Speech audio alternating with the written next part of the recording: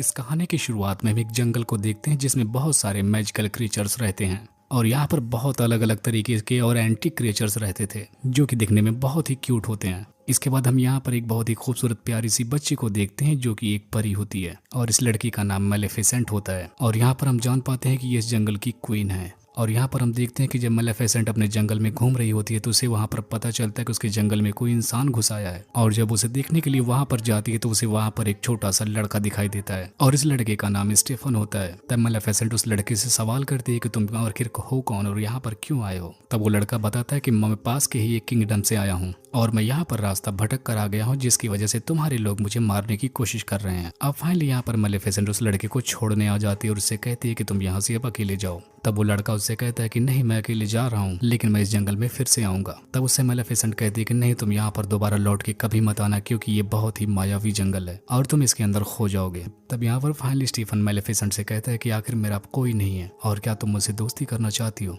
तब यहाँ पर मेलेफिसेंट भी उसे बताती है कि मेरा भी कोई कुछ खास नहीं है और यहाँ पर ये दोनों एक दूसरे के साथ दोस्ती कर लेते हैं। लेकिन ये लोग जैसे ही अपने हाथ को मिलाते हैं तैसे ही मेलेफिसेंट को उसके रिंग से करंट का झटका लग जाता है और यहाँ पर वो बताती है कि परियों को लोहे से एलर्जी है क्योंकि लोहा परियों को जला देता है। और इतना सुनते ही स्टीफन उस रिंग को निकाल कर दूर फेंक देता है और यहाँ पर वो मेलेफिसेंट का विश्वास जीत लेता है। अब हम देखते हैं कि स्टीफन यहाँ से चला जाता है। अब हम देखते हैं कि स्टीफन जिस किंगडम में रहता था वो किंगडम इस जंगल पर हमला करना चाहता था और इसे पूरी का पूरा अपना बनाना चाहता था क्योंकि इस राज्य को पता था कि इस जंगल में बहुत ज्यादा खजाना है। लेकिन यहाँ पर हम फिर भी देखते हैं कि मेलेफिसेंट और स्टीफन काफी अच्छे दोस्त बन जाते हैं और यहाँ पर अब ये लोग रोज मिलने लगे थे और साथ में ही मस्ती करते थे खेलते थे और अब ऐसे ही बहुत सारे दिन गुजर जाते हैं और यहाँ पर अब ये दोनों 16 साल के हो जाते हैं। लेकिन यहाँ पर हम जान पाते हैं कि ये दोनों अब एक दूसरे से प्यार करने लगे थे और यहाँ पर मेलेफिसेंट को ये लगने लगा था कि इंसान बहुत ही अच्छे होते हैं लेकिन वो इस बात से बेखबर थे कि इंसानों के अंदर बुरी लालच भी होती है। अब हम देखते हैं कि एक दिन मेलेफिसेंट अकेली होती है और वो सोच रही होती है कि